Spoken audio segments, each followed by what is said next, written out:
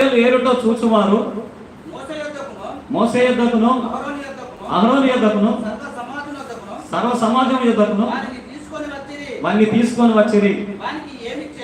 వానికి ఏమి చేయవలెనో అది విషదపరచబడలేదు కనుక వానిని కావలిలో ఉంచిరి. తర్వాత యెహోవా ఆ మనుషుడు మరణ శిక్ష వదలని సర్వ సమాజం ముందొక పాలెములో వెలపల రాళ్ళతో వాన్ని కొట్టి చంపవలని మోషేతో చెప్పాను. హల్లెలూయా. చూడు, పాత నిబంధనలో ఇట్లా ఉంటుంది. పాత నిబంధనలో ఇట్లా ఉంటుంది. పరిశుద్ధ దినం నాడు ఒక అతను కట్టెలు ఏరుకున్నాడు ఇజ్రాయేలీయులు.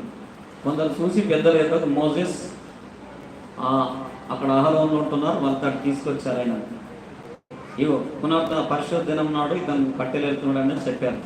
అతన్ని తీసుకొచ్చి దేవుడితో కనిపెట్టినప్పుడు వాని రాళ్ళతో కొట్టి చంపండి అని దేవుడు చెప్పిండు. హల్లెలూయా. ఖచ్చితంగా ఆ రీతిగానే జరిగింది. ఇది ఏం చేశాడైనా? దొంగతనం చేశాడా? వ్యభిచారం చేశాడా? అద్భుతనం చేశాడా? నరహత్య చేశాడా? దేవుని దగ్గరికి రావటము నిర్లక్ష్యం చేశాడు. హల్లెలూయా. అంటే దేవుడు అంటే నువ్వేమనుకుంటున్నావు? నీకు తోసినట్లుగా ఉంటుందా? అంటే నీలాంటోడు అనుకుంటున్నా? నీకు నచ్చినట్టుగా నీకు పని జరిగిస్తా అనుకుంటున్నా? చాలా జాగ్రత్త, చాలా జాగ్రత్త అని చెప్తుండు దేవుడు. చాలా మంది విరగిస్తారు. ఏదో సాధిస్తాను కానీ ఏం సాధించలేక పిచ్చి కుక్కలై ఓడిపోయి పిచ్చమడుకుంటున్నారు. దేవుని తాట ఉన్నప్పుడన్నా ఈ మంచి బట్టలు ఉండే, మంచి తిండి ఉండే, మంచి వెలుగుండే, మంచి నున్నగా రుక్కారం ఉండే. కానీ దేవుని వేసినాక పిచ్చి కుక్క లెక్క దయ్యం లెక్క అయిపోయి కొందరు చచ్చిపోతున్నారు. ఉరబెట్టుకొని మందు దాగి అక్కడెక్కడ యాక్సిడెంట్లో బస్ కింద లారీ కింద పడి చచ్చిపోతున్నారు కొంతమంది. దేవుడి మాట వింటే మంచిగా ఉంటుంది కదా.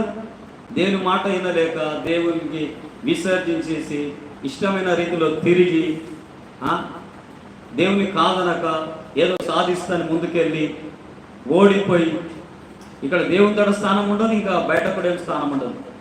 ఆ రీతిగా చాలా మంది అవుతూ ఉంటున్నారు. ఇక్కడ దేవుని యొక్క వాక్యము మరి తెలియచేస్తూ ఉంటుంది. ఇశ్రాయేలీయుడు తప్పు చేసిండు. దేవునికి సంబంధించిన వ్యక్తి అయినా వేరే దేశస్తుడు కాదు, వేరే మతస్థుడు కాదు. హల్లెలూయా.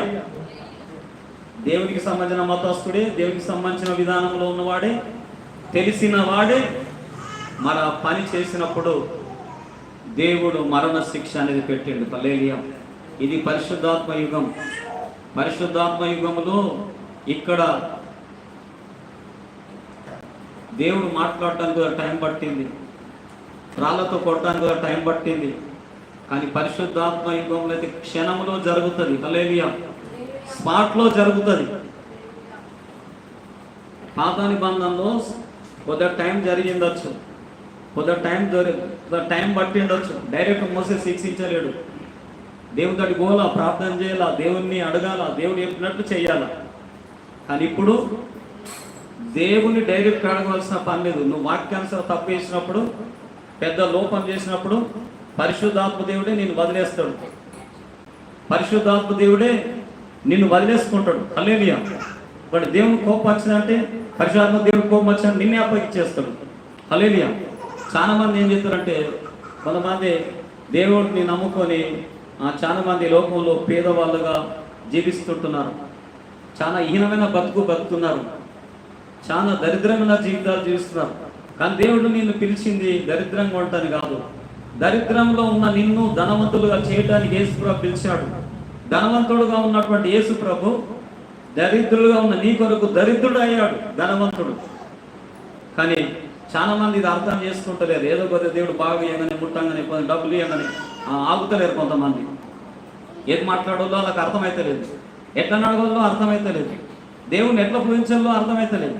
దేవుడు అంత చక్కగా చెప్తున్నాడు. నా కుమారులారా, నా కుమార్తెలారా అంటున్నాడు. నా మాట వినండి. కోరింథీ రాసిన పత్రికలు అంటున్నాడు, నా మాట వినండి. మీకు తండ్రినే అయినా మీరు నా కుమారులు, నా కుమార్తెలు నా మాట వినరు.